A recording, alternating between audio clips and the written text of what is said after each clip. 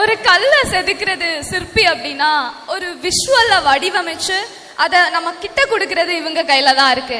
ஒரு குவாலிட்டியான கண்டென்ட், ஒரு குவாலிட்டியான ஆக்டர், நல்ல ஒரு ஸ்கிரிப்ட் இருக்கு. ஆனாலும் கடைசியில நம்ம கிட்ட வரும்போது அது ஒரு அதோட கதை கருவே மாறாம நம்ம கிட்ட கொடுக்குற எடிட்டருக்கான அவார்ட் தான் அது. நீங்க ஒரு வீடியோ எடிட் பண்ணிட்டு திருப்பி அதோட அவுட்புட் பாப்பீங்கல்ல, அந்த அவுட்புட் பார்க்கும்போது எவ்வளவு சாட்டிஸ்ஃபைடா இருக்கும். பயங்கர சாட்டிஸ்ஃபைடா இருக்கு. ஆனா எனக்கு பிடிக்காது, நான் பண்றது எனக்கு பிடிக்காது.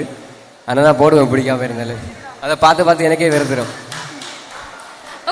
உங்களோட வீடியோஸ்லாம் பார்க்கும்போது ரொம்ப சூஸியா இருக்கு. லொகேஷனா இருக்கட்டும், அந்த கதை கருவா இருக்கட்டும், அது நல்லா இருக்கு. ஸோ ஒரு அப்பா பையனோட வீடியோ, அந்த மாதிரி எமோஷனல் பாண்டில் வீடியோஸ்லாம் நிறைய பண்றீங்க. அதை எடிட் பண்ணிட்டு என்னைக்காவது ஒரு நாள் திருப்பி அதை பார்க்கும்போது எமோஷனல் ஆகுற மாதிரி, உங்களுக்கு கனெக்ட் ஆகுற மாதிரி ஏதாவது நடந்திருக்கா? ரொம்ப சந்தோஷமா இருக்கு. அந்த அப்பா பையன் வீடியோ எனக்கு எமோஷனா இருக்க மாதிரி தான் இருக்கும். அதை பத்தி எங்களுக்கு சில வார்த்தைகள் ஷேர் பண்ணிக்கோங்க. என் அப்பா என் கையை பிடிச்சி நடக்கிற மாதிரி, சின்ன வயசுல நடக்கிற மாதிரி அந்த ஃபீல் ஆகும்.